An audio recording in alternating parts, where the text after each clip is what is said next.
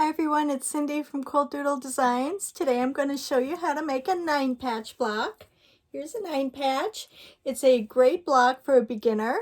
It's just 9 squares of fabric sewn together, alternating the colors. So I have a light and a dark. So let's get started. For this 9-patch, you will need to cut 5 3 7/8 inch squares of your dark fabric and 4 3 7/8 inch squares of your light fabric. And after you get these sewn together, this is for a 10-inch block, or 10.5 inch if you include the seam allowance. So let's get sewing.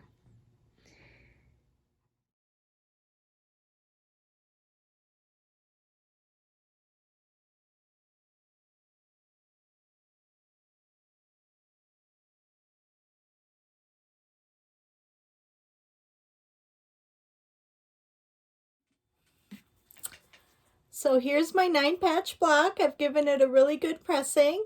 I wanted to show you when I sew these seams together, I sort of nest them, and you can see this on the back, how they nest together really nice, and it makes a nice flat seam and also gives you some really nice sharp corners, so where everything matches.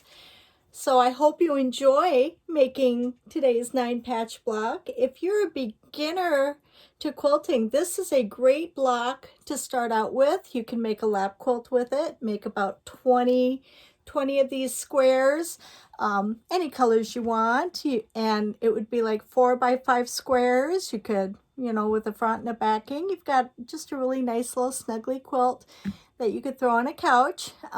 Like I said, a great beginner project. This was also the block that was featured in June's block of the month this year for Grandma's Attic. We made 4 of these and sewn them together. I made mine scrappy. So I hope you enjoyed today's block.